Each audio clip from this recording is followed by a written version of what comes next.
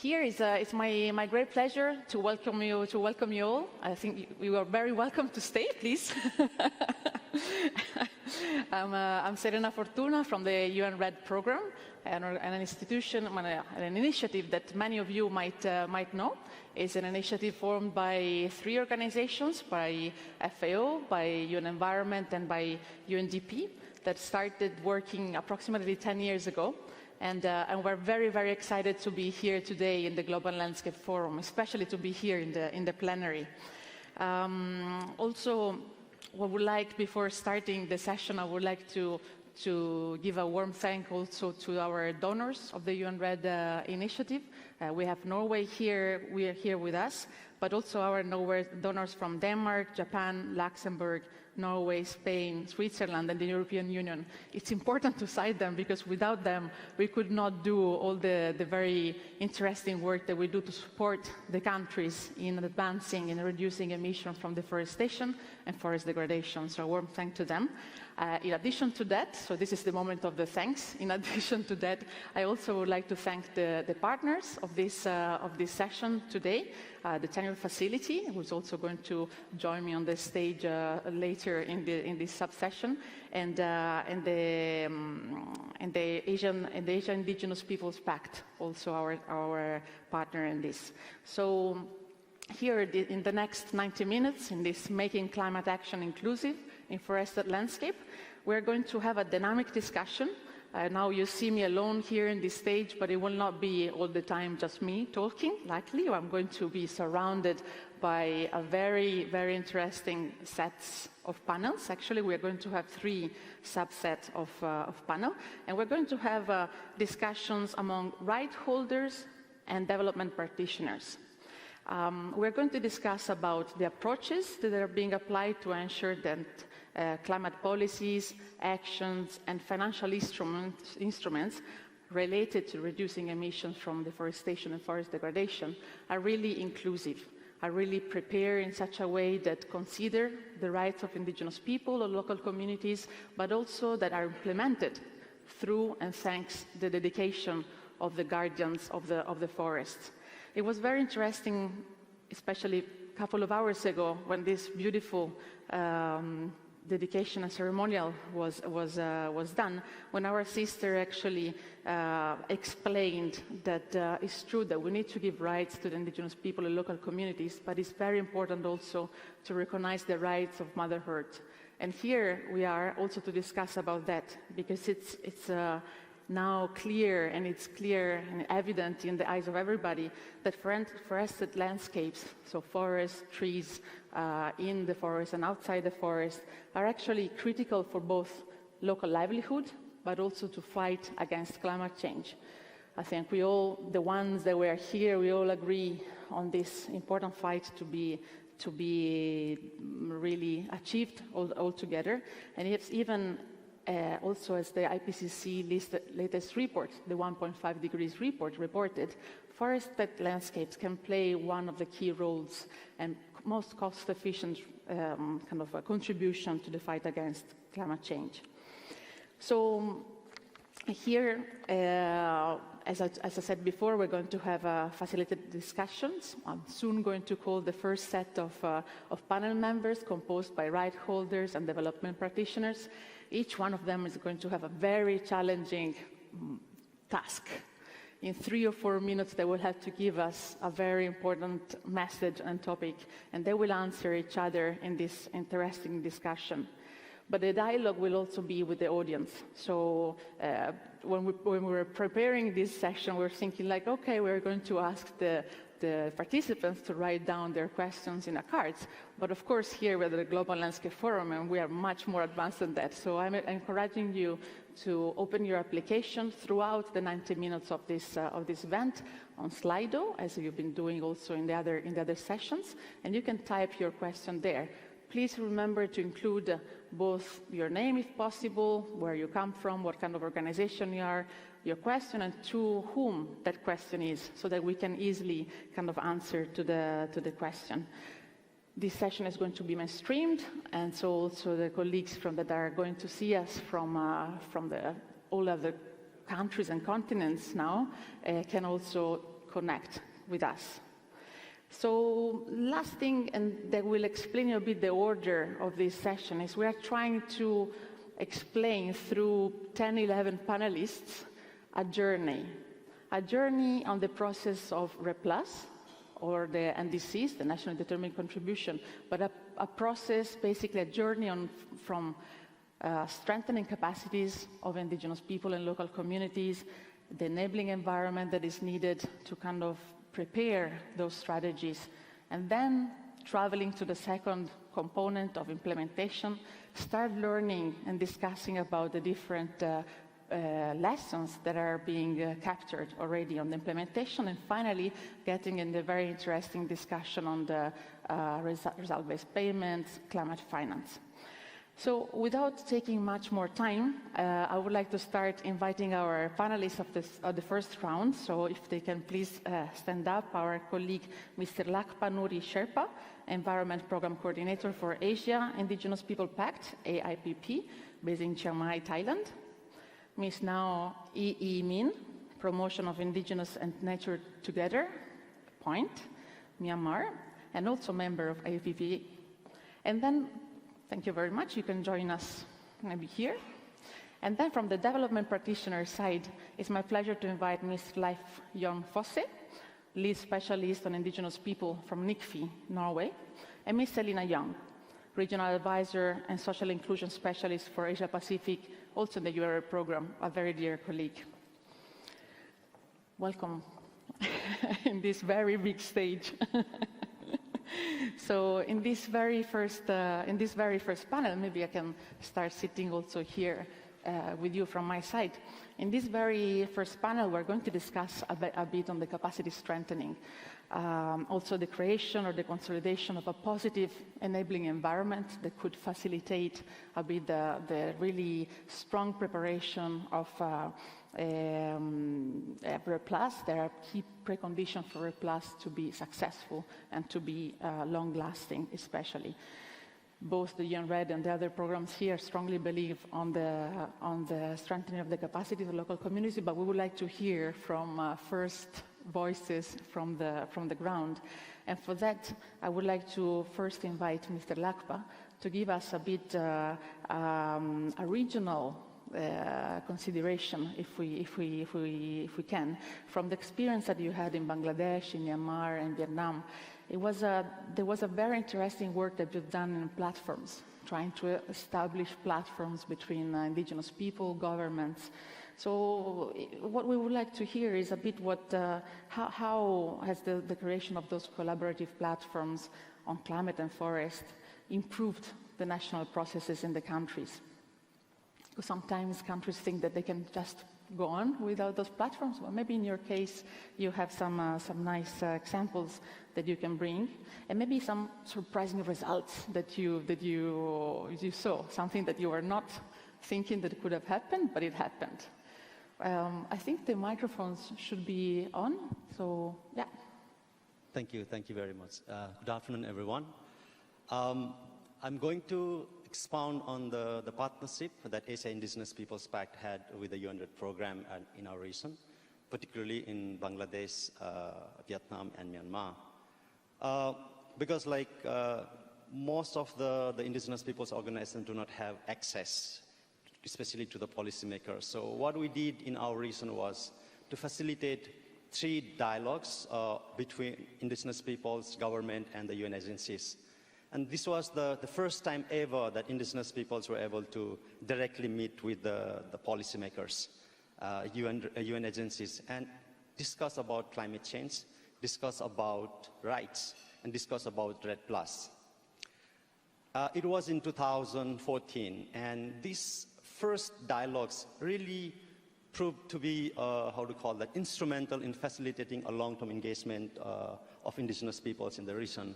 For example, one of the results that came out from this dialogue was the participation of indigenous peoples, particularly the representation in a different Red Plus working group and also at the national level. And actually it is very unprecedented. This has never happened in the past, where indigenous peoples will self-select and that will be actually represented in the national level. So this is really very unprecedented in the region.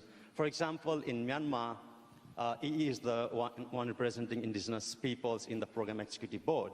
And that process also undertook in Vietnam, where indigenous peoples self-selected Madam Trong to actually be the one to represent themselves in the policy discussion. And we also know that in Bangladesh, indigenous peoples are still continuing engaging in the Red Plus discussion at the national level. During these dialogues, there was a preparatory meeting of indigenous peoples prior to the dialogue, so that at least they can discuss and actually, how would you call that, iron out the common understanding on Red Plus and propose a way forward. And during the discussion, one of the key messages that came out from the consultation was indigenous women play a very key role in the cultivation, transmission, and preservation of knowledge and culture. But on the other hand, they also have a very good skills and capacity in leading the indigenous movement. And as a result of which, the self-selection process that took place in Myanmar and Vietnam, actually, they selected indigenous women to represent themselves. So that was also very instrumental in showcasing that indigenous women are actually leading in terms of bringing the ground voices to the policy discussion of climate change and Red Plus. But also, we looked into some of the challenges during this engagement, and one of the challenges that we found in our region was really on the way that different actors look at the perspective, particularly on the traditional livelihoods of indigenous peoples. For example, rotational agriculture. For indigenous peoples, rotational agriculture is a source of food security, is a source of livelihoods and also well-being of the community members, because it has not only economic values and food security, but also a spiritual connection with the way they continue their practices. So this is actually contentious to some actors that they don't see it that way, but see it from the perspective of identifying as the drivers of deforestation or to some extent degradation. So in the context where IPCC report is asking the parties, all the actors, to actually be ambitious, be bold, in the context where IPBES report is asking to have a transformative change, transformative actions, I think unless there is also transformation on the rights of indigenous peoples, transformation on respecting the knowledge of indigenous peoples, and really a transformation on the way looking towards the livelihoods, traditional livelihoods of indigenous peoples, I think that will not be a complete solutions to climate change or even to reverse the biodiversity loss. So I think we need to see it from that perspective. And from our experiences in the region, there are challenges definitely, but at the same time, we're optimistic that we will be able to use this space of Red Plus partnership actually to engage in a very constructive dialogue, address the challenges in a very participatory way, engage in the consultations, and really move forward to advance the rights of indigenous peoples. So that's the reflection that we have in the region. Thank you. That's a fantastic reflection also, because you started putting together Red Plus going beyond reducing emissions itself is actually a contribution to much more than that. You mentioned food security, transformational change, but really transforming also the inclusion of livelihoods, no? Without taking much time, I actually wanted to hear from EE, your experience also. You have experience especially in Myanmar. So maybe we can learn a bit from that, because if you can share with us a bit the methods applied and results achieved in Myanmar in the engagement of different stakeholders, but especially how the engagement of stakeholders enhanced the Red Plus strategy in the country. What was the sort of, how they helped informing the preparation of the strategy? And maybe, yes, if you can explain a bit how this engagement strengthened Myanmar strategy itself. Yes. Hello, good afternoon, everyone. First, I would like to highlight on our country context. We have over 60 years of civil war, with indigenous people are the armed groups, and we are a country of high corruption rate, and a lot of human rights violation over the past period, And if looking at the forest sector, we have very high illegal logging. So we are a country of resource rich, but at the same time, we are a country of resource curse. And the relationship between government and indigenous community, we have a long lost trust. So when REDD+ come into the country in 2010, just before our country changed to democratic country in 2012. So the situation is we start from zero trust to engage in the process. Our country is one of the countries voted in favor of UN DRIP in 2007, but the first time when we start discussing on REDD+ safeguard in Myanmar, many government officials, they never heard of UN DRIP, they never heard of Indigenous People Rights and FPIC. So we start, for us and for the people in our country, we are closed door for many years. So in order to engage in the process, our community, we also need to know our rights. Thus, for us, we not only give awareness and empowerment to community leaders, but at the same time doing awareness and advocacy for the government to know what is our rights and what they are obliged to, and to promote our rights. And looking at, on the other hand, our country is like one of the top 3 countries prone to natural disaster and disaster risks. So we need to respond into this as a country which is vulnerable. But we are very much at the saturation of trap between the development priority and environmental conservation priority when this REDD+ coming into our country. For indigenous people, REDD+ is like an international concept, but for us it's very simple. We live in the forest, we know about forest, we are there, our rights should be there. And so, engaging throughout the REDD+ strategy and safeguard process, we highlight the importance of UN DRIP, respect to FPIC, and recognizing customary land tenure. And we have a lot of dialogue on shifting cultivation because this is seen negatively by the forester in our country. Finally, we really work on to get the space and the role of indigenous people conserve area. So it's a kind of governance system. We want that not the government govern the forest area as a whole. We have the role we can play, and to acknowledge that. These are the process we engage, and we raise our voices through different multi-stakeholder dialogue and engagement processes. And for us, we have to the main key player in this REDD+ is the Ministry of Natural Resources and Environment. However, we also need higher political will. In that, we also need to engage Parliament. At the same time, most of the parts of our country are under the control of ethnic armed organization as well. And we are ongoing process of discussion on federalism. So the forest government and land governance will be in different channel in the future as well. These are all the things we have to keep in mind along with trying to engagement in the REDD+ process in Myanmar. Thus, for us, rights is more important than REDD, but we engage in REDD to have our rights. And at the moment, we have some progress and we have some challenges. So like there are contradicting law and policy. For community, we do community mapping. A recent development of survey law drafted saying that people outside of government should not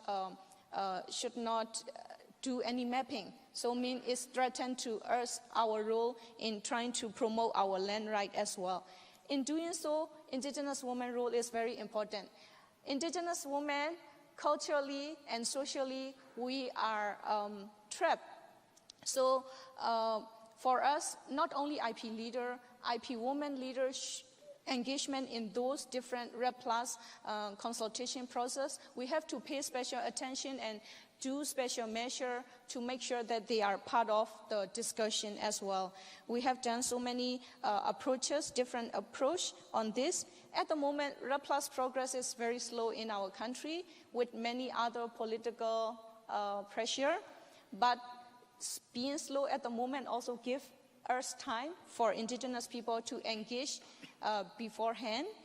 And we are also trying to get many alliances from all sectors, multilateral donor, bilateral, environment NGO for indigenous people rights. Therefore, being engaged in this RED+ process, because only in RED+ is the first time we can start talking about indigenous people rights. In other government line ministry, they never heard of it. But now, in addition to Ministry of Natural Resources and Environment, other ministry, they start talking about IP right. They heard it and they learned it from this RED+ process. And like Ministry of Agriculture, in their agricultural strategy, it start mentioning about indigenous people role, something like that. So it's slowly changing. And in all these, we want to highlight that there is very much important to protect indigenous people rights and promote indigenous people role throughout RED+ process in Myanmar, and we will continue our engagement through this channel. Thank you. Thanks so much, EE. I think you touched again on a very important point on the RED+ offering a space for the dialogue, as is this one. So since we are so short in time, I can't comment much. I'm very excited about what you're saying, though. But I would like to pass the floor actually to Leif Yon. And Leif Yon, as you've been working with indigenous people for basically your entire life, you're a lead specialist on ICFI in this topic. From what the colleagues and the brothers here have mentioned, what resonates to you that you've heard so far? What kind of real engagement you've seen from outside eyes also in the participation and the preparation of RED+? I think the story that EE mentioned now is very exciting, but we would like to hear a bit from you what you think are how the investments are going also in that direction towards pushing more participation and boosting more participation. What is your opinion on this? Right, thank you. First of all, I would like to say thank LACPA and IA for some great stories, very illustrative of what RED can be, because obviously there are many opinions out there what it has been and is or could be. So these are great stories. In terms of what we've learned before today, I think it's also good advice to speak about indigenous peoples and local communities as rights holders, as the concept note for this conference rightly does, as rights holders and keepers of solutions. And I'm going to focus a bit on that because that's part of what we hear here. That indigenous peoples and local communities are not just stakeholders or beneficiaries, but rather they are solution holders and rights holders. So in the same way, I think we need to rethink safeguards from do no harm, as we did initially, to empowerment of those rights holders, of the guardians of the forest. And from what we've heard, I think it illustrates that there are degrees of engagement, there are degrees of participation and empowerment seen in this example and from other involvements and consultations on RED investments and processes. And this is, of course, because RED is not just a technical program to be rolled out. It happens in a political economy with asymmetries between the rights holders and the states and the international funding and programs that sort of runs the show. So, whereas obviously also we learned today that all of these consultations, they deal with people who should perhaps have been the drivers of the processes in the first place, rather than being consulted. Now, how do we do that? Because obviously RED strategies, they have to be owned by government. So as far as that is concerned, they are necessarily constructs and owned by governments. But how do we make them owned, and what are the reasons for IPs and LCs also to own these strategies as their own? And I think we've heard some good examples of why that is, because they can, at best of circumstances, they can make good platform for realizing indigenous people's rights and securing tenure rights. And I think for all its limitations, we've heard a few limitations, both about RED and certainly conservation earlier today. They do provide communities with an opportunity to build influence with government, which they probably never had before. So that's good. It also gives them a space to demonstrate solutions to natural resource management, and to also, through that process, to speak about the unspeakable, that is, to secure land rights, which is particularly difficult in this region, with a few exceptions. And this is because I think RED, in its best sense, it does provide a shared interest between indigenous peoples, local communities, and the state to maintain carbon, maintain biodiversity, and maintain ecosystem functions for the broader societies. You know, once we can realize that common interest, I think we're onto something. Now, seeing that we're here in Bonn and happen to be here during the climate negotiations, I would also like to see, from the experience that Lakpa and IAMIN does here, I would hope to see that their practical experiences are fed into the platform, the local communities and IP platform that is being negotiated here. Because we need to fill that, we need to populate that with practical experiences of how indigenous peoples and local communities can help realize the goal and the purpose of the Climate Convention. Because that's, for some reasons, not apparent to everyone, and that needs to be demonstrated somehow. And that is, of course, because the traditional knowledge and the management experience of indigenous peoples and local communities, which, again, for some reason, are not part of our science approach to natural resource management. It needs to be, because it does hold solutions which are not captured by science. And then again, we also we did see earlier today that not all conservation happens according to the best science either, because conservation also plays out power asymmetries and the political economy of the countries. So again, none of this happens in a vacuum, and we need to make sure that RED is used to open that space, provide that power, provide that channel and voice for indigenous peoples and local communities to realize their rights. Thank you. Yeah, it's a bit also like in the climate talk before, Joseph, our colleague from UNRED, also was saying we need to speak a bit also with the non-converted, no? So I think this is important message that we need to bring from here also to other areas, to other sectors, through different platforms. It's very important what you mentioned. I think that running here, we also would like to detach a bit from Bonn and bringing you a bit with the imagination and with some images to a very different place than Bonn. We would like to travel to Nigeria, and would like to ask to the colleagues, to the technical part, if they can start showing the 1-minute video to capture our attention on Nigeria, and then I'll pass the word to Selina. But if it's possible to have the video up on the screen. Nigeria has one of the highest deforestation rates in the world, with less than 12% of the country forested. The key culprits are agriculture, fuel wood harvesting, unsustainable and illegal logging, oil and mineral exploration, and infrastructure development. Since 2010, the UN RED program has provided valuable support for the country's ambitious efforts at forest conservation, climate change mitigation, and community development. In particular, Cross River State, which has more than 50% of Nigeria's remaining tropical high forests, is host to a community-based RED Plus program, CBR Plus. To protect the forest from logging and firewood harvesting, the CBR Plus program introduced agroforestry techniques for cocoa production and tools to improve the processing of cassava. As part of the CBR Plus mangrove restoration project, the community has planted over 10,000 mangrove seedlings and developed a community mangrove management plan.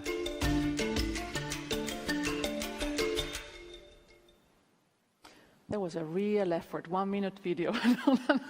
So it's the time now to the other effort from my colleague Selina, especially on the last 10 years. You've been living this RED Plus adventure a bit like me and other colleagues for a long time. So you might have captured a lot of challenges, lessons learned, what are really the most significant changes that you have seen throughout these 10 years on the engagement of stakeholders. We know that it started more or less, but maybe you can explain a bit better how this evolved. And maybe if you also have one or key lessons learned that you can share with the public here. Thanks, Serena. And you ask really hard questions because you're asking for the most significant change. And there's so many to pick from, but one that has really come to mind every time I think of it is just what Lakpa and EE have mentioned.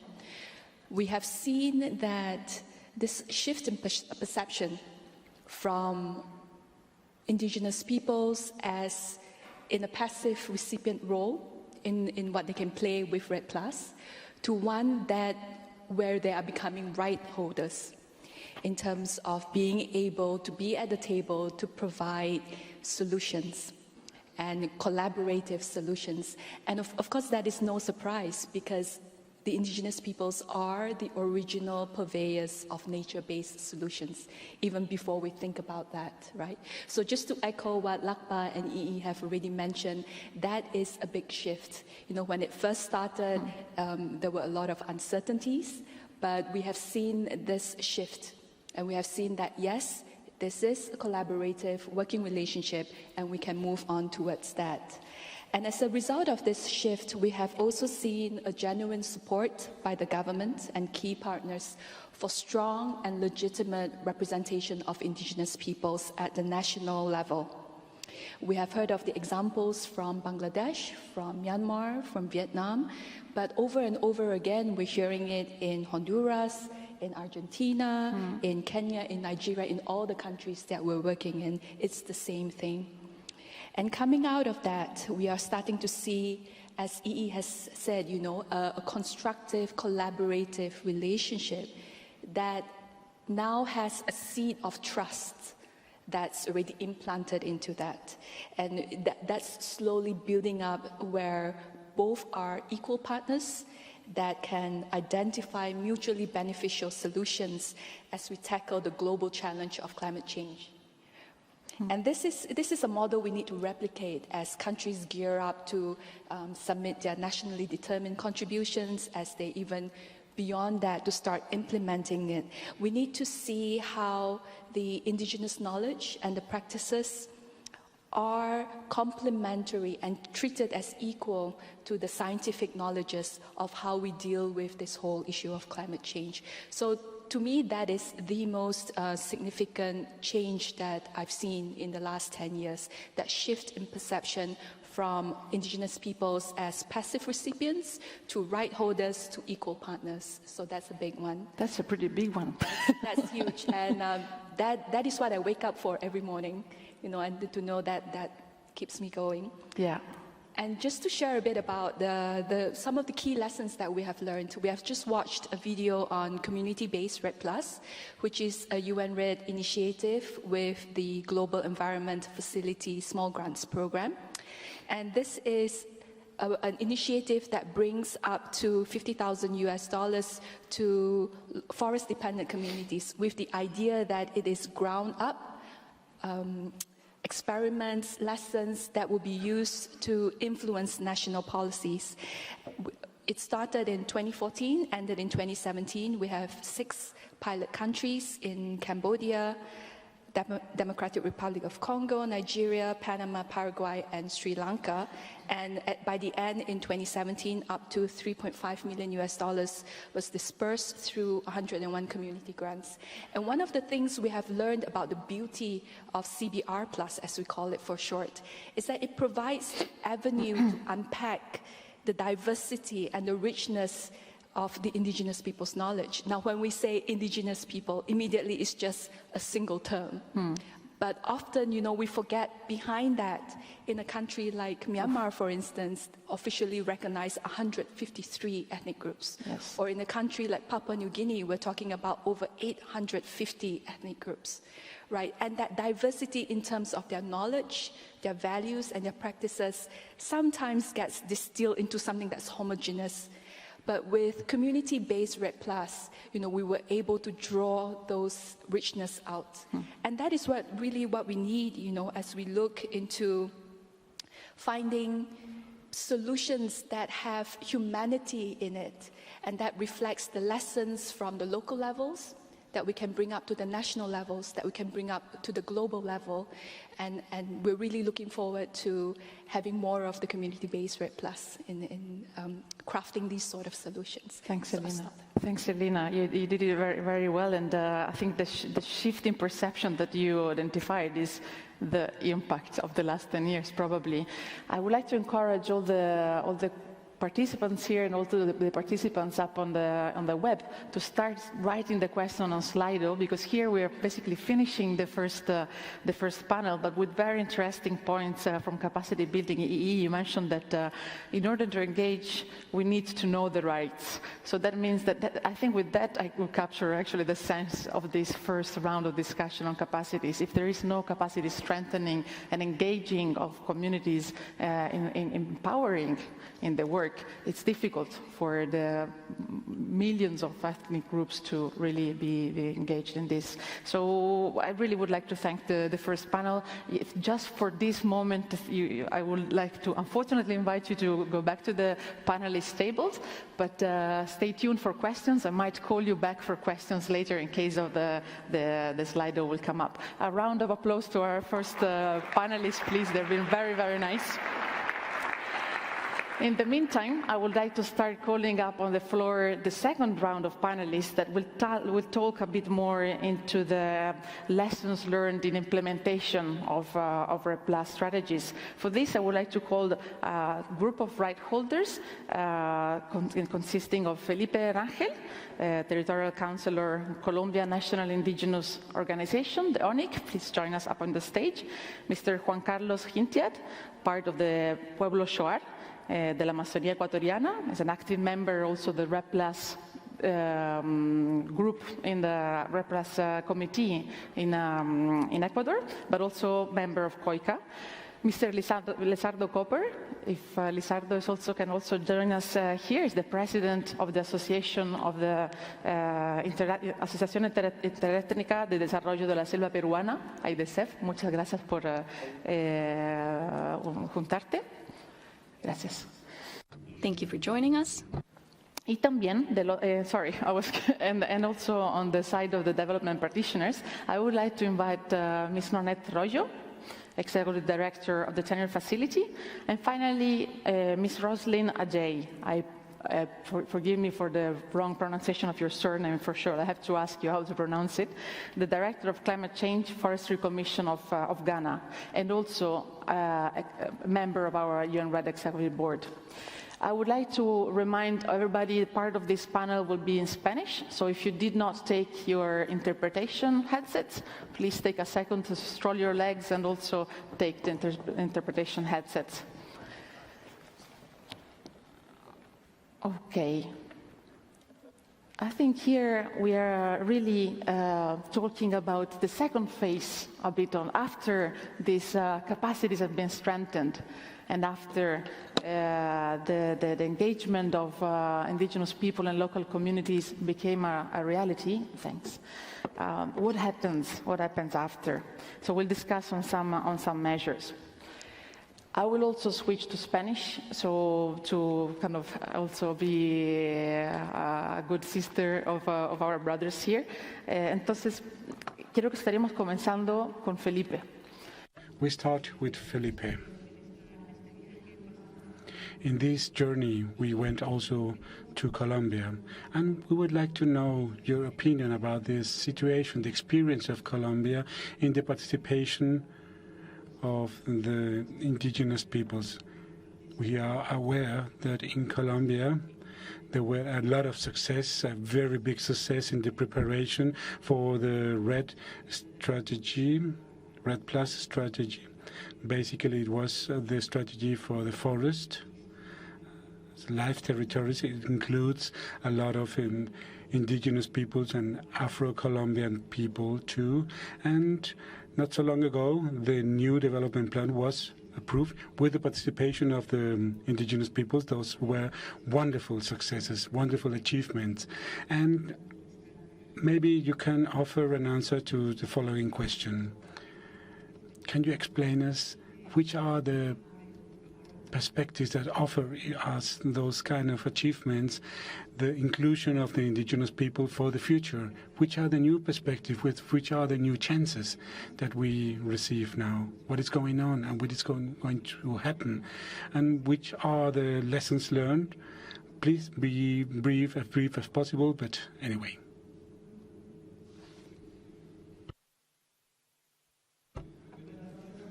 Thank you very much. Good afternoon, everybody.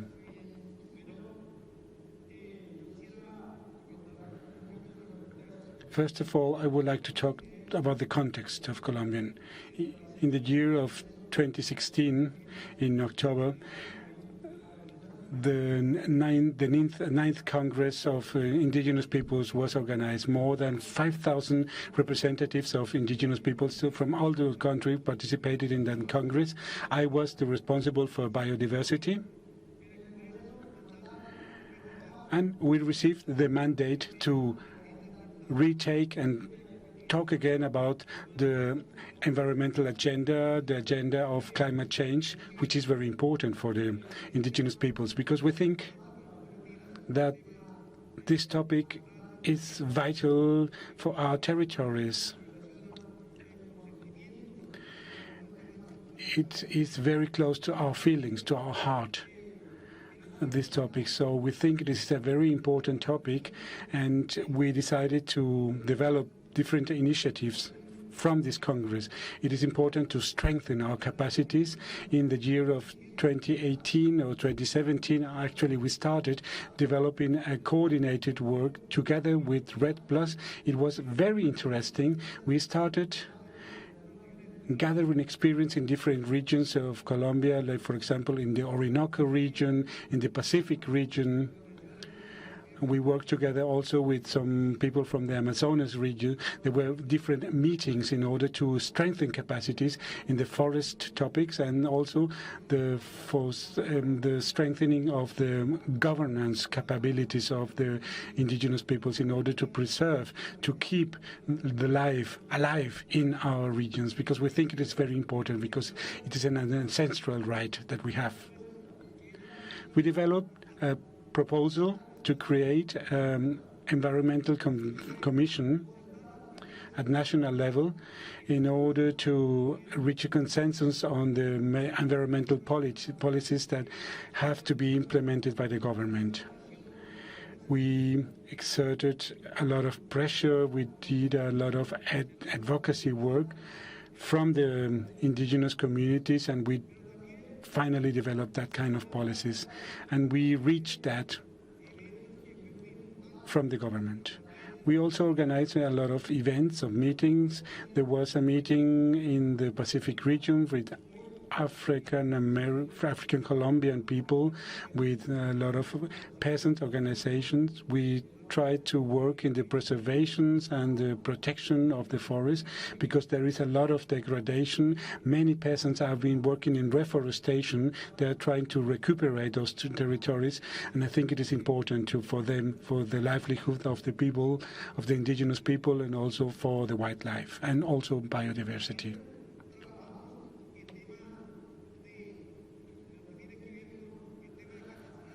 We try to strengthen our capacities. We establish three-party dialogues with the government, for example, and we try to work together with different institutions from the country. which I think it was very important, and also the guaranteeing and the consolidation of the ancestral territories for the indigenous people, because we think it is important for us to preserve those regions, because we are the stewards of nature and we are the guardians of the universe. We've been working in preservation of the forest, but also we've been working in the recognizing, in mapping of the ancestral territories.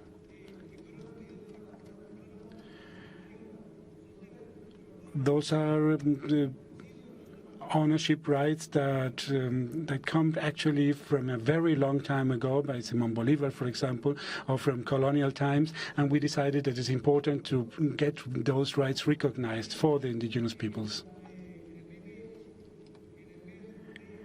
In April 2009, we organized a national march. The National Organization of Indigenous Peoples, we organized a march to demand the implementation of the 300 agreements that were signed with the government. For many, many years, those agreements were not implemented, and finally we organized that march, what we call the Minga.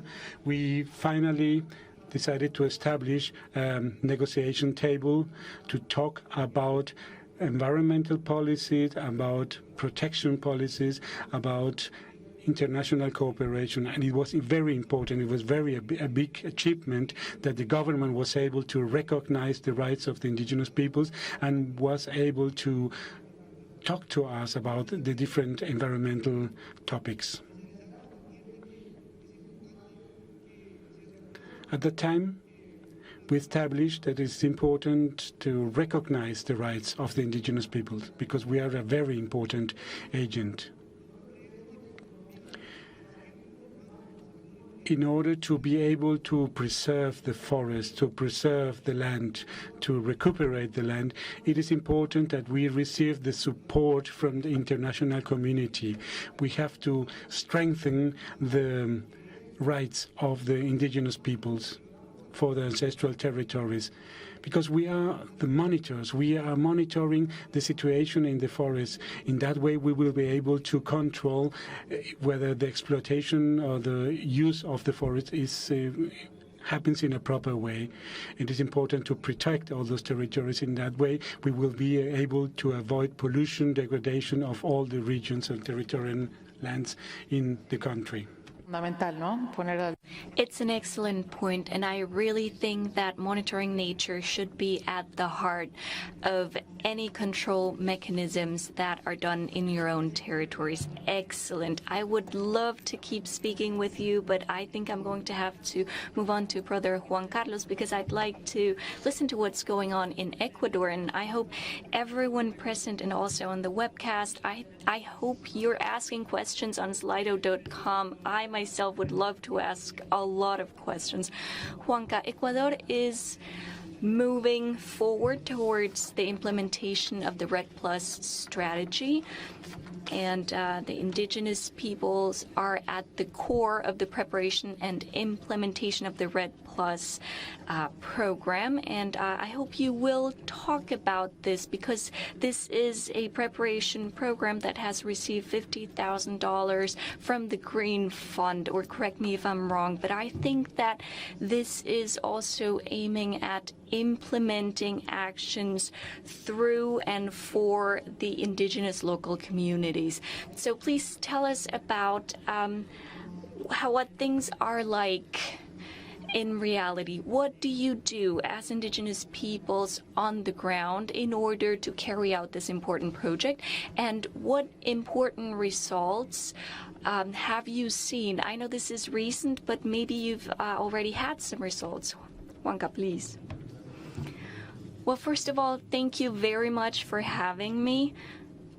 First of all, I think that we should start with the idea of respect and the will that should always be there when working together. The fact that you have a different opinion doesn't make you my enemy. And that is the framework that we have in Ecuador. And obviously, this has been like a roller coaster with ups and downs. This is a process of creation. This is a learning process.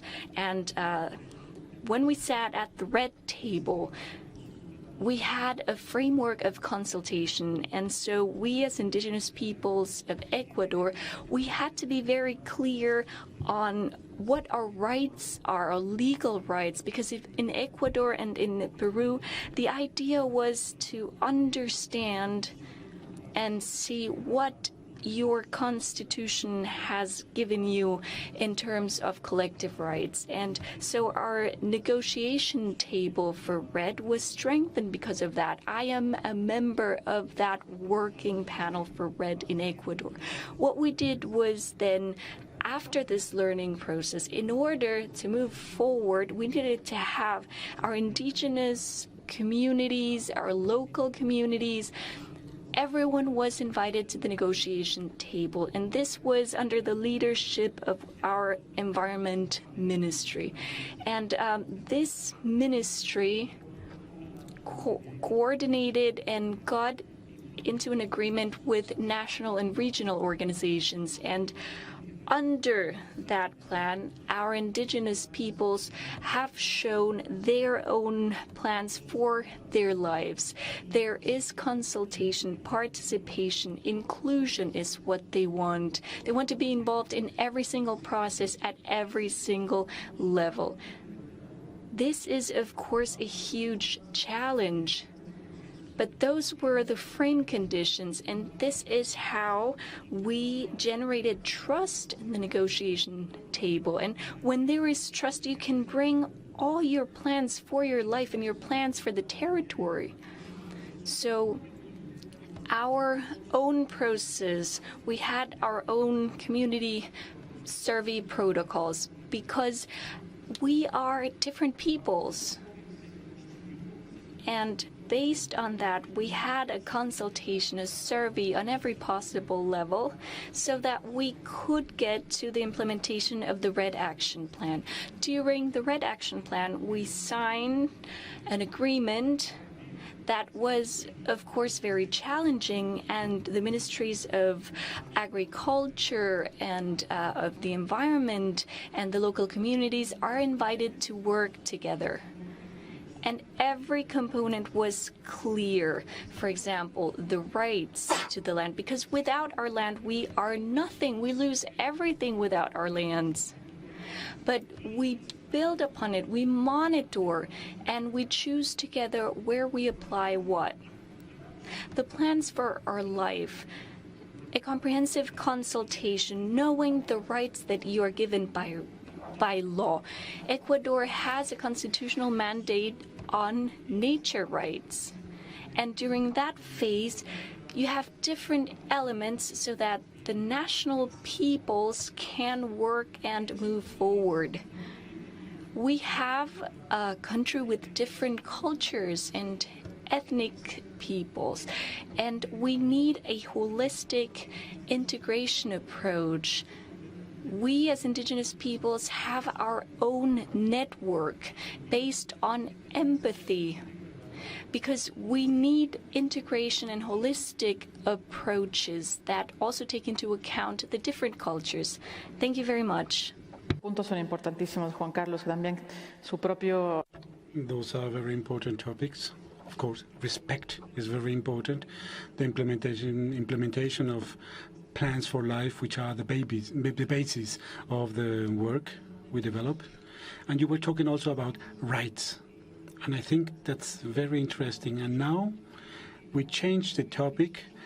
And now, touching upon the point that Juan Carlos was putting forward on rights also that are at the base and the sense for REPLUS to be implemented in a successful way, I would like to pass the microphone to Ms. Nanette Royo from the Tenure Facility to give us a bit of a perspective from the Tenure Facility on efforts to scale up also, as Juan Carlos was mentioning, to scale up a bit the implementation of securing tenure rights and how all the experience that the tenure facility have and the collaboration with other partners can bring up in inspiring on how to scale up and especially secure tenure rights in those places where traditional common rights are not recognized.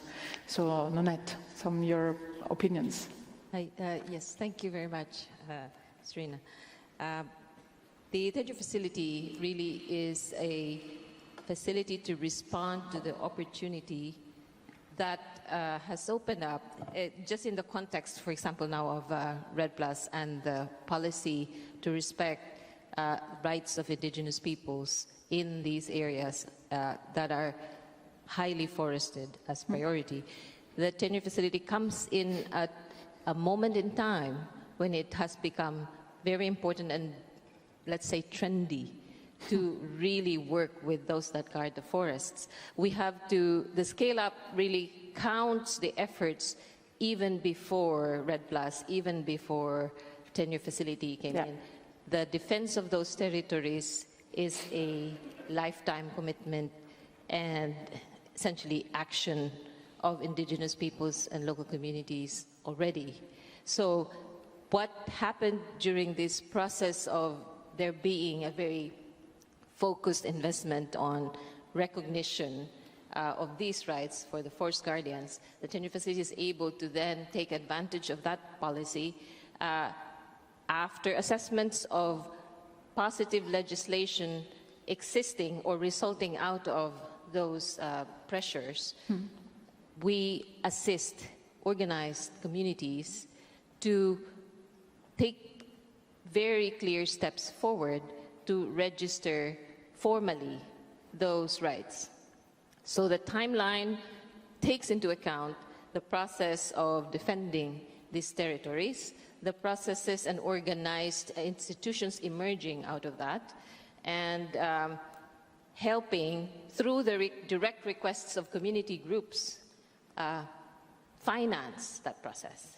And when we have a meeting of minds between the community's organized institutions with positive and open governments, then we can scale the recognition of land rights.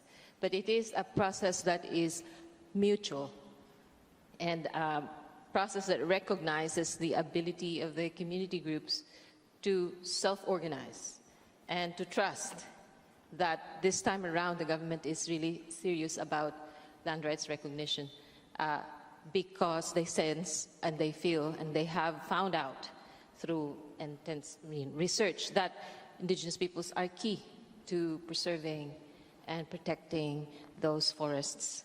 And without them, it would be very hard to develop a program. Thank you very much for the reflection on it. I think what you mentioned, that all of these also started way before REDD+, or way before the starting up of the tenure facilities, really the people on the ground that started this movement also, no? So that's very, very important what you're mentioning here.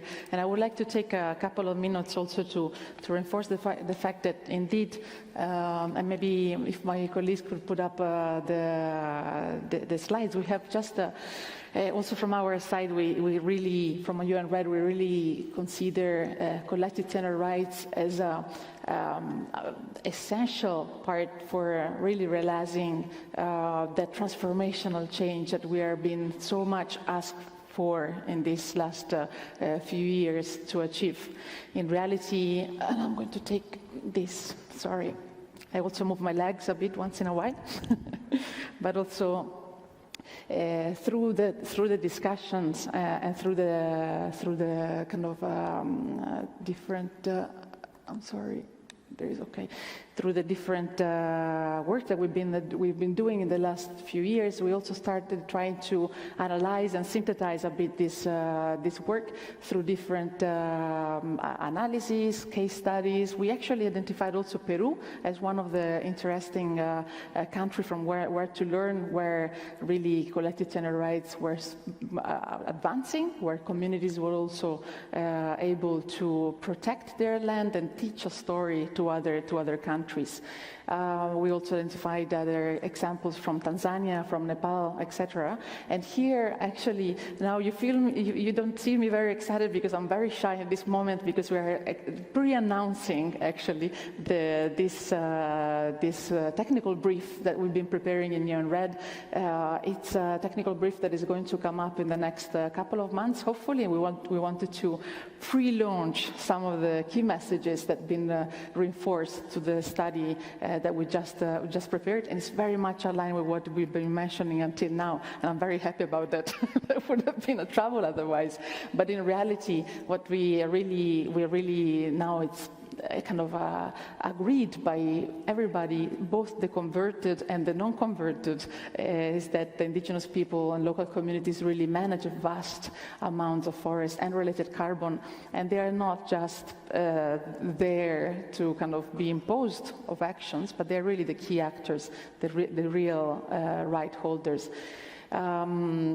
Clear tenure rights are a prerequisite for successful REPLUS. They can accelerate the climate action and also increase ambition of the NDCs. So all what we've been discussing until now is really clear that will move up and speed up the process.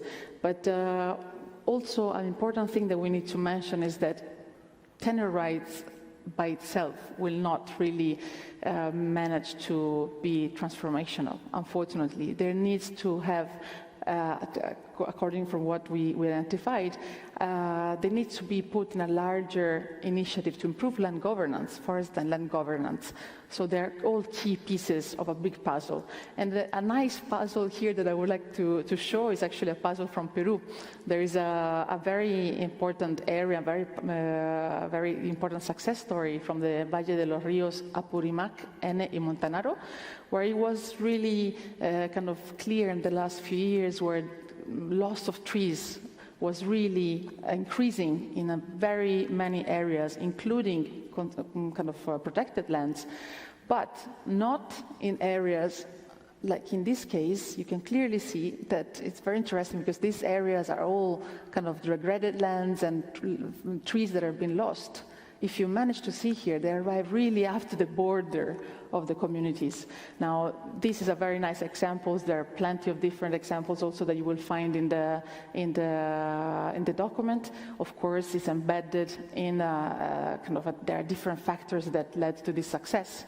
But it's very important also to remember ourselves there are success on the ground also from which we want to learn. And with this, we just I leave the puzzle of Peru just to inspire our next speaker, and I'll switch back again to Spanish. Y por eso me encantaría dar un poco la palabra. Therefore, I would like to ask Lizardo he is the president of GLF in Peru. And I was wondering if you could share with us a similar message to the one we just shared with everybody. So what is it with land management, and what has been your experience in the land tenure rights processes and in the participation process in Peru, which all led to reduced deforestation? Thank you very much, and good afternoon to everyone. In Peru, there are currently different initiatives, and we've been working on them for many years regarding RED+. In Peru, we wanted to understand the terms of RED+ and what they would mean for our indigenous peoples. This is something that we've been working on from within our culture because we are hoping to get legal certainty for our lands, because we need a collective development in the Amazon region. It's very important for us there that we have legal certainties for the land, and we would like to exercise our collective rights as indigenous peoples. So for this, we have different initiatives in place. For example, there's a community in Madre de Dios, and that is an area that is being very affected by extraction activities. And nonetheless, there's a community, after so many years, that has finally received the tenure rights, and that was the culmination of that process. So there are many incentives on how to start a sustainable indigenous community and economy for the coming generations.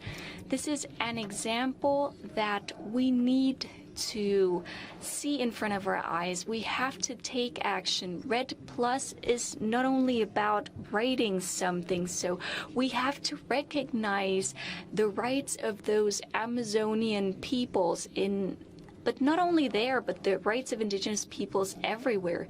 The state, its allies, the NGOs, and everyone who believes in tackling this huge challenge.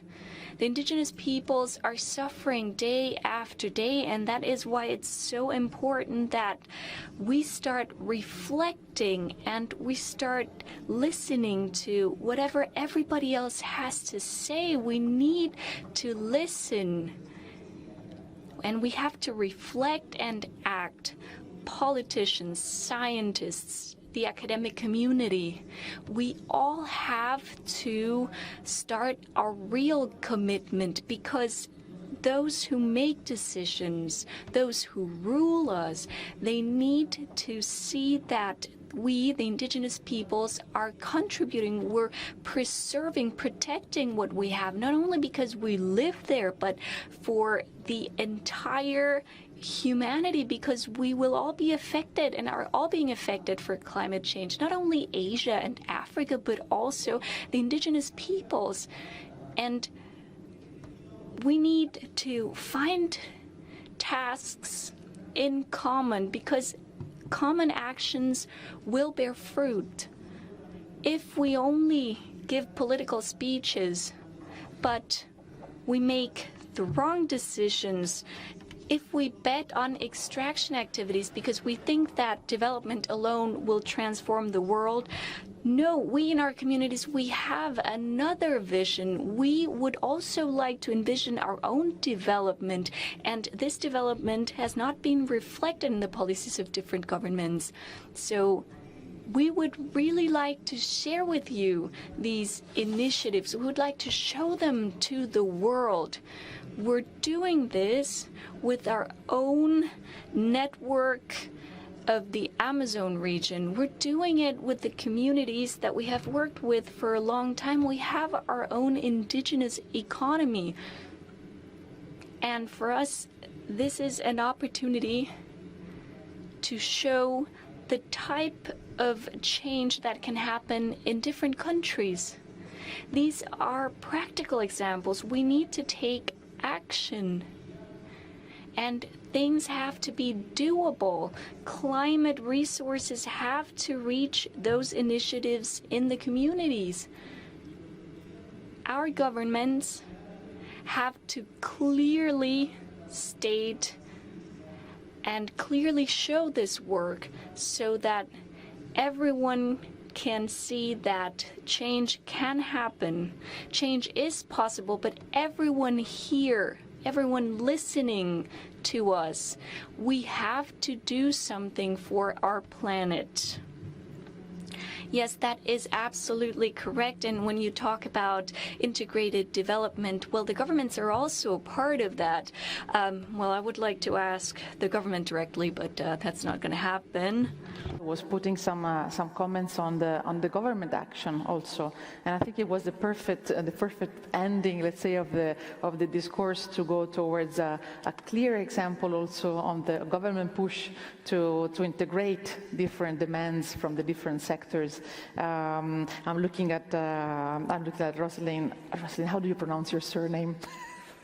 So you got it right the first time. Yes, really fantastic, Rosalind Ajay. Okay, so So we would like to hear a bit more from Ghana on the integrated and participatory landscape management plans. This can offer an incredible solution together with communities also in reducing deforestation, but also reducing also emissions from deforestation and degradation, but also supporting livelihoods, because agriculture will be there, no? So maybe you can provide us a bit of experience on the integrated land use planning, especially coupling forest protection and the cocoa production, as I understood correctly from Ghana, that will support the implementation of the REDD+ strategy in Ghana. Thank you very much, and thank you for having Ghana here. Ghana has a landscape that is pretty much mosaic, irrespective of the ecosystem or ecological zone you are looking at. Now, the cocoa sector is within the high forest zone, which is even the most mosaic, because you have oil palm in there, you have rubber in there, you have cocoa in there, and then you have the forest reserves. And so our case is more of a gradual state of degradation than rapid deforestation, because all these commodities are coexisting within that same landscape, and then they are creeping into each other. And for the forested areas, we have divided our forest into two, and I think this happens also in most areas where you have the forest reserves and then you have the off-reserve areas. Now, the forest reserves are under strict government protection and management. Even there, we have challenges with illegalities. And so how much more the off-reserve areas, which are very bare, there is little or no protection, but still harbors about 2/3 of our forest resources, so even more than what we have in the reserved areas.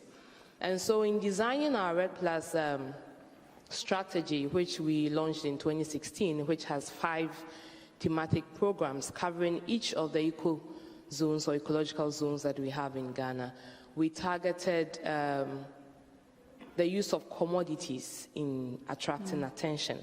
Because once we bring the commodities to the table, and in particular cocoa, we get the attention of the high levels people in the country, we get the attention of the local communities because it is a source of livelihood. This is a sector that is attracting over $2 million to the country in foreign exchange earnings. And so even though it drives deforestation or degradation to some extent, we cannot just say it is driving deforestation and so we are just shutting it up. It is a major source of livelihood. And so how then do we coexist within this particular landscape where we have commodities, including the forest, and then also these commodities such as cocoa and oil palm? So in designing the programs, one of the high points was looking at integrated land use planning. And this was also an issue because we don't nationally have a land use plan that really spells out where forests should be, where farms should be, where settlements should be. We just have a spatial plan, which is really looking at urban planning, not into the rural areas. And due to the inclusive and participatory nature of the process that was used to develop our REDD+ strategy, all stakeholders realized that this is something that we need. But we can't begin at the national level because it might never get off the table. So why don't we use bottom-up approaches, getting into smaller pockets within the landscape, and then coming up with smaller integrated land use management plans. That's what we call them. And in that, we would use the decentralized government system where you have the district assemblies, the municipal assemblies, who really do have a hold of local governance, and they have a say in what actually gets into the national budgets and into the national development plans. And so our core values were about 4. We did not want to compromise productivity. We still wanted to increase productivity of these commodities. We did not also want to compromise forest protection and preservation. Even though we are going to increase commodities, we also want to still protect our forests and, as much as possible, even increase forest cover. And we also didn't want to deprive any local community of their livelihood. So we wanted inclusiveness and we wanted to enhance livelihoods of the local communities, and also to a larger extent the national community, because whatever happens at the local community feeds into the national community. And as much as possible, we also wanted this to be participatory. What we wanted to achieve is an integrated land use plan that clearly spells out where we should live as forests, even in the off-reserve areas, where we can apply a mixture of agroforestry practices, incorporating trees and crops, particularly in our cocoa lands, because we realize that cocoa is really a forest tree crop. It doesn't do well if you take it out of that particular environment. But due to certain policies on tree tenure, which really haven't sat down well with some of our stakeholders, a lot of the trees within cocoa farms have been taken out. And so we want to really reforest these cocoa areas. And we also want particularly to undertake cocoa intensification through rehabilitation of old cocoa farms. Again, issues of rights came up because cocoa farming is tied to land rights. And most farmers believe that once they have their cocoa there, it becomes difficult for you to take them out of the land. So even if the cocoa is not productive, they are still holding on to that and then expanding into the forested areas to have a hold on the land and to maintain their presence. Now, in this process, we have learned quite a number of lessons that choose one. that everybody really has a stake, and the voices of each particular stakeholder must be heard, be it the industry, be it government, be it the local community. It's a concerted effort. We cannot really begin to work in silos. And whatever we do, we should have the bigger picture at stake. Private sector has a stake in there. What can we do to help private sector? And fortunately for Ghana, we have the Cocoa and Forest Initiative, which has really come on board quite strongly. And it is also within the same landscape, attracting some level of finance to support cocoa production, which is not causing any level of deforestation. Another key issue that, or lesson that we have learned in that process is to strengthen tree tenure rights. Right. We don't really have issues on land tenure rights, but tree tenure rights, particularly for naturally occurring trees. Right. And this we are working out through the Forest Investment Program to give more motivation to the farmers and the landowners who have naturally occurring trees on their land so that they can intercrop this with their cocoa, and then we can increase tree cover as well as maintain our forests. Definitely looking forward to hear more in maybe another occasion. You mentioned progress in inclusiveness, but yet progress in productivity, and yet conservation of forest. We need to have a special session on each one of you sitting here, and maybe trying to also learn more from these. The issues of rights have been identified in each one of the panelists. Again, please write the questions on Slido. We're going to have very briefly another important round of applause for this panel. Thank you very much for your patience and for your fantastic interventions. Thank you very much once again. And we're moving into the last panel, and then we have hopefully 10-15 minutes for discussions. Because we started a bit later, we still have 15, maximum 20 minutes. And I also been informed that the coffee was cancelled, so we can take that time. So I would like to invite here the last group of panelists that is going to be with me here up in the stage now. And we're actually going to move towards the last phase, result-based payment and finances. So I would like to invite to the floor Mr. Gustavo Sánchez, de la Red Mexicana de Organizaciones Campesinas Forestales, de MOCAF. Si me podés alcanzar aquí. And also Ms. Grace Balawak, Coordinator of Climate Change, TEPTA. TEPBA. You need to teach me that, Grace. And Indigenous People Representative also interim at the UN Red Executive Board. So please, now we're going to be just the three of us, so I can also come closer to you. We can sit here. And after this, we're going to have a quick discussion on questions for all the panelists. Grace and Gustavo, welcome here. Thank you very much for having joined me here. What we are going to discuss now is more in terms of the giving some examples on the establishment of policy instruments that prioritize indigenous people and local communities, and also that put them at the front of potential result-based payments or incentives or benefit sharing. So we have some experience also on carbon rights, for example, from Mexico. So again, I'm going to switch and go back to my favorite language. I shouldn't have said that, but Spanish is my favorite language. Voy a hablar en español. So I'm going to start speaking in Spanish again, Gustavo, and I would also invite you to reflect upon topics as did all those other panelists before you. Could you please tell us something about the legal framework for the implementation for the and the distributing of benefits, the carbon rights? What was Mexico's example, and how did you get to such a participative system, and how can it be so easy to recognize how to distribute benefits and how local and indigenous communities can benefit from it? So what lessons did you learn, Gustavo?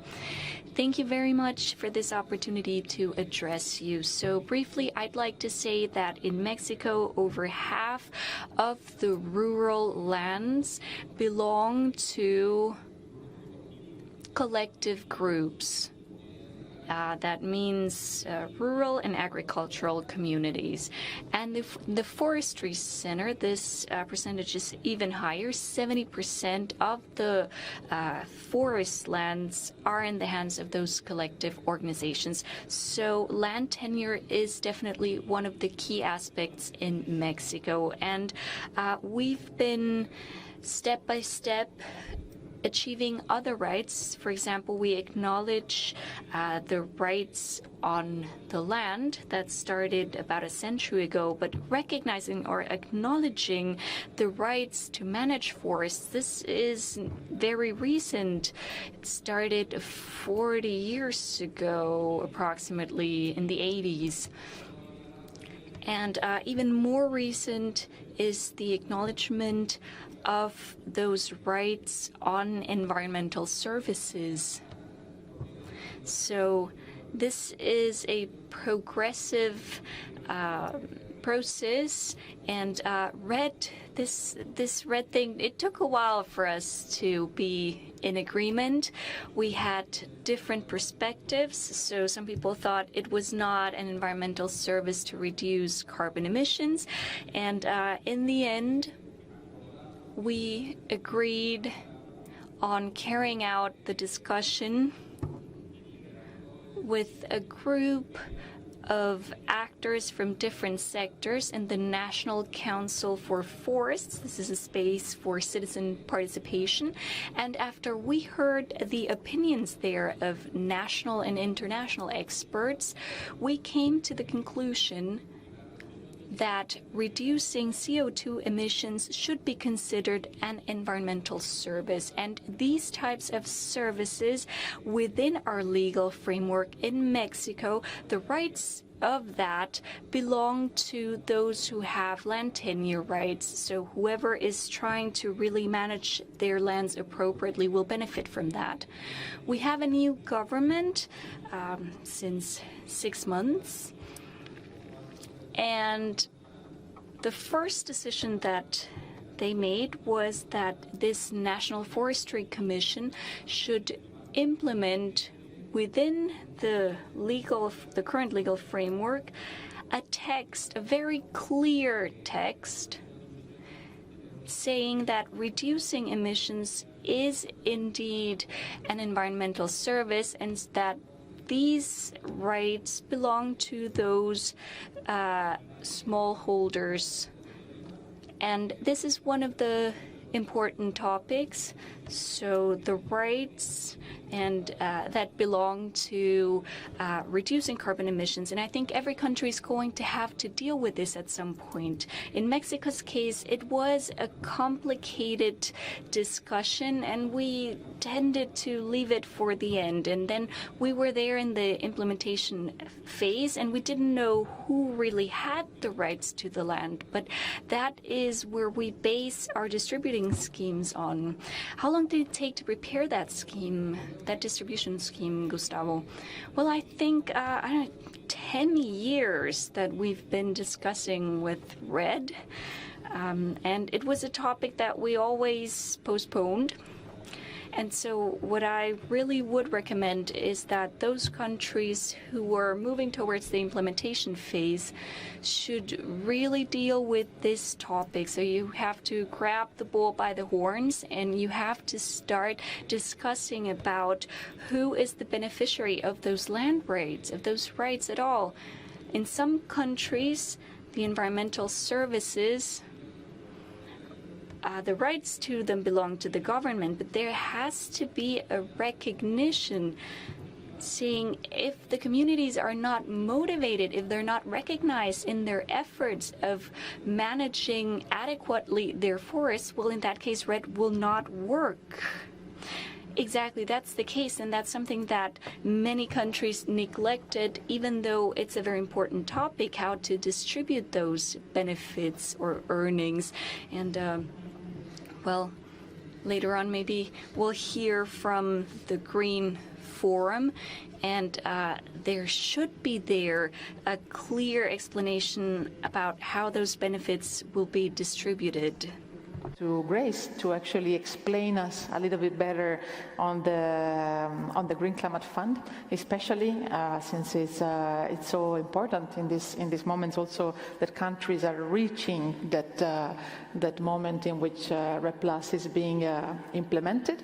And also some results are already coming up. Some of the countries already received results-based payments, such as Brazil, and other countries will soon receive also payments for that. But also the Green Climate Fund has an indigenous peoples policy.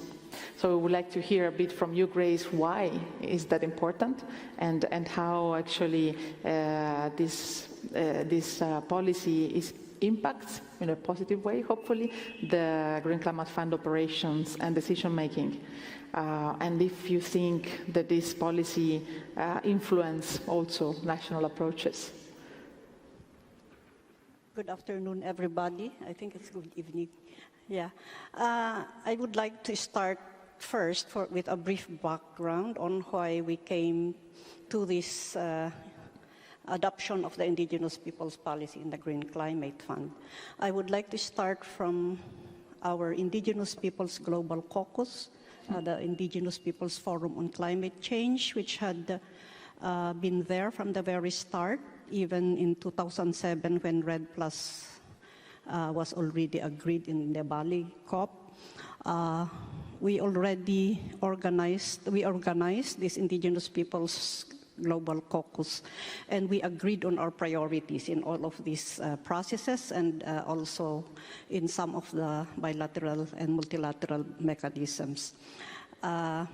We have agreed that our priorities as Indigenous peoples is basically on the respect and recognition of our rights in whatever initiatives are being done, especially in our territories.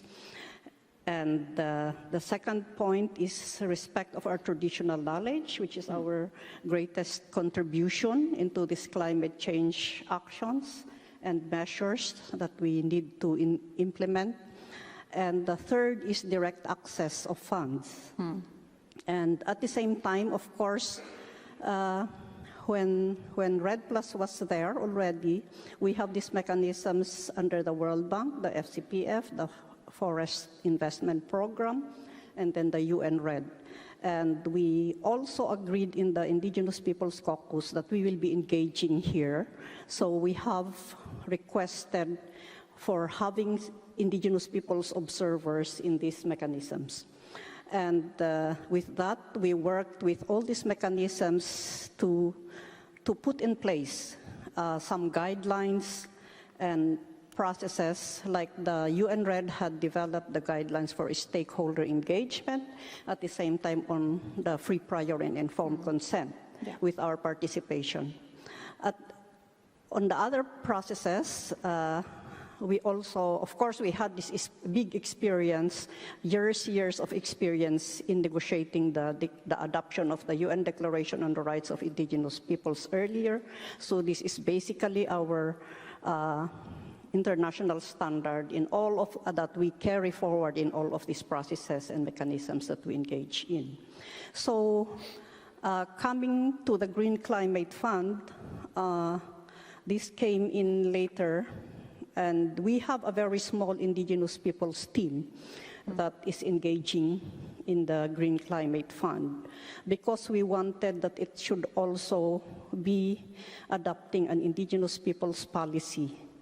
And with this small team, we had invested on time and efforts, and we have to request for support from some of our donors to support this small team to really consistently engage in the process. And then when was that? And then the adoption of the Indigenous Peoples Policy went into a process of really negotiations and lobby work with the board members of the Green Climate Fund, with our own governments to support it until it was adopted last year. And we were very much surprised to have the adoption earlier because we thought it will take us years and years for the adoption of this policy. But anyhow, we were lucky we got it last year. And we are again following through on the development of the operational guidelines for the implementation of this policy, and at the same time for the establishment of an Indigenous Peoples Advisory Group, which is part of the policy, which should be implemented as part of the policy. And of course, it is very important for us to have this adopted. And it's a major success, Grace. Yeah, it's a very major achievement for us, especially that we have a very limited team of indigenous peoples who were engaging in that process, but we made sure that our friends in the other countries would be speaking to their board members who are from those countries so that we will get some more support. And yes, they just circulated now a draft of the operational guidelines of this of the implementation of this Indigenous Peoples Policy under the Green Climate Fund, and we would like also to get support in how we make sure that the operational guidelines will be followed through, even by our networks and also from the other stakeholders. And what's the other question? I think you gave a general overview on all, and unfortunately due to time also, Grace, we will soon have to close. But maybe if you can tell us a bit, in your opinion, how this policy is impacting the Green Climate Fund operations. What do you think this will bring? Yes. Yes. In a minute. We would like to maximize this Indigenous Peoples Policy in relation to how we will be dealing with our national designated authorities at the country level, and also with accredited entities who will be implementing or who will be submitting and implementing some of these projects on the ground. Yes, we know that Brazil's proposal on the results-based payment was already approved by the board, with much issues and concerns is still being raised by indigenous peoples and civil society organizations on that project. And we know that Ecuador has also developed already the RBP proposal for adoption, for approval, I mean, in the Green Climate Fund. And it facilitates, the IP policy facilitates our, as a reference for us to be dealing with our national governments in its implementation and operationalization.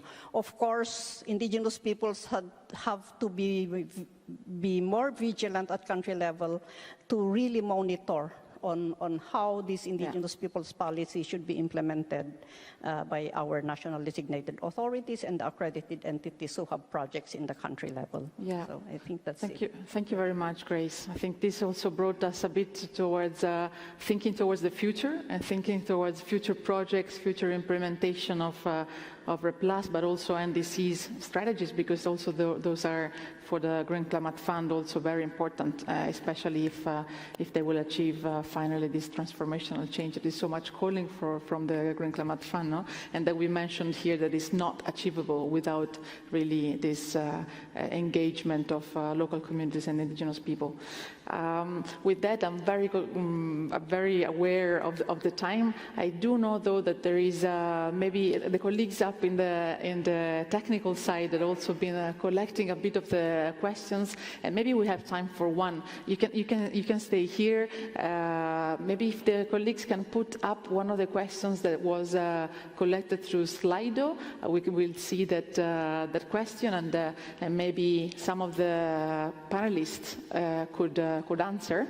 It's in Spanish, so we'll first read it up, and then we'll see if some of the colleagues, mainly from Latin America, I think, because it's in Spanish, maybe it was directed to one of you.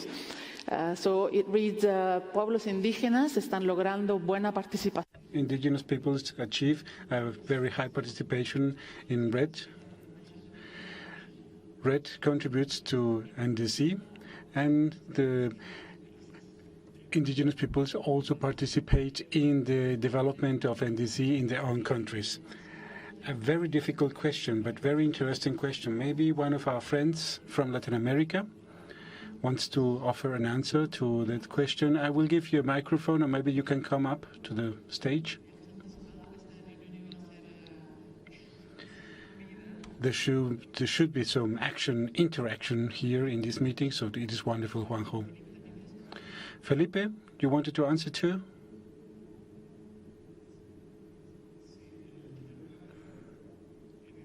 Thank you. NDC is the big challenge. When we're talking about NDC, things change. At the beginning, we were talking about RED, and then RED Plus, and then RED Plus Plus, and now we're talking about NDC. So it is important to have a real basis for our work, a common basis. When we have a common basis for our work, we see respect there in the framework of the rights that we have, then everything is possible.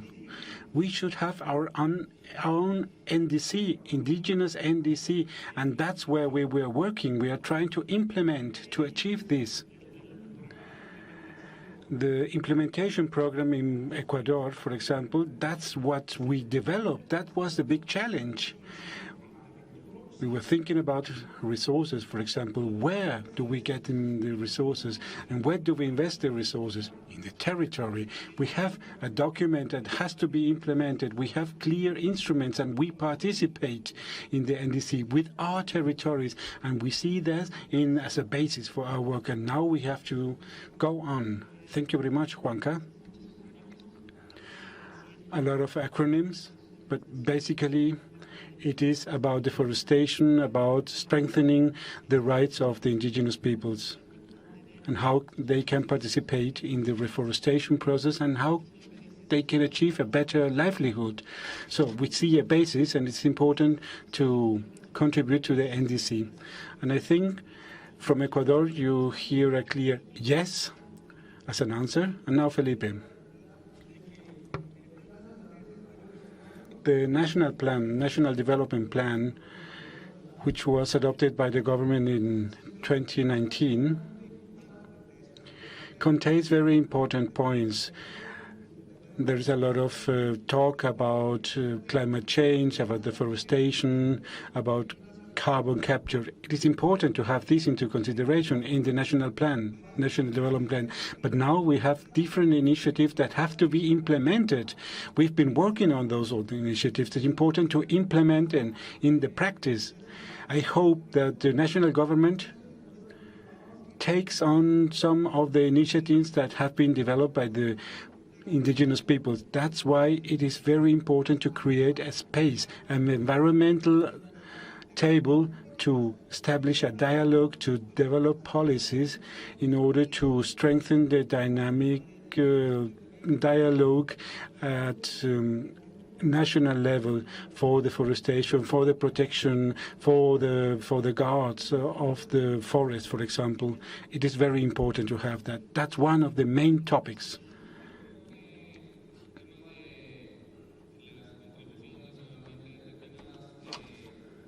The national contributions, they represent a big challenge for us.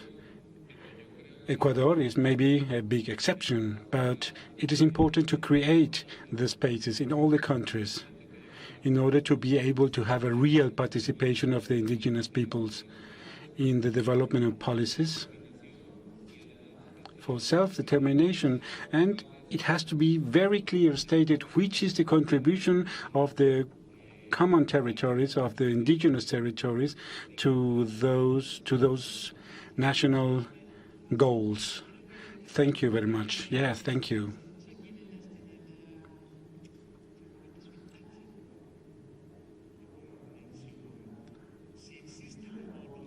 If there is the political will by the government to have that, that's very important.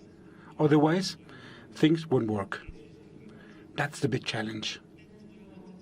Force also. There is a perfect closure for this discussion also, because we're starting looking towards the future. We've seen in these discussions, and thanks for your patience and seeing the panelists going up and down, but really we had a lot of positive lessons that were coming up from the past, also some challenges, of course, but there were some positive lessons already seen. We've seen the change in perception and the inclusion, the higher inclusion of indigenous people and communities in the preparation of strategies and implementation. But as Juan Carlos is mentioning now, the government needs to have that willingness of inclusion also towards the future and towards the achievement of the Paris Agreement, which is basically our horizon to come, and that will be discussed also in the next COP. So I think that there was no better question to end, and I think that with this session we also wanted to bring a bit of a message of hope and collaborative approach. We have seen different right holders, development practitioners, but also the integration on the land use planning that is so important, with a push from the communities and the willingness of the government and the integration of different sectors, including private sector, which unfortunately is a bit missing from these discussions here. But that's a very, very important push for the future, to have forests as a part of a nature-based solution toward the fight against climate change, and to have also this fight kind of implemented with a human right-based approach also. So I would like to ask you for a big, big round of applause to all the panelists. Thank you very much. Also the panelists that are now on the table of the panelists, thanks so much for your time and for your questions. Last thing is that the question that we received and that we will not answered in this because of the short of time, we will answer through the UN Red Twitter. So follow us at UN Red. Very easy. Thanks again to everybody. Thank you. Gracias a ti. Muchísimas gracias.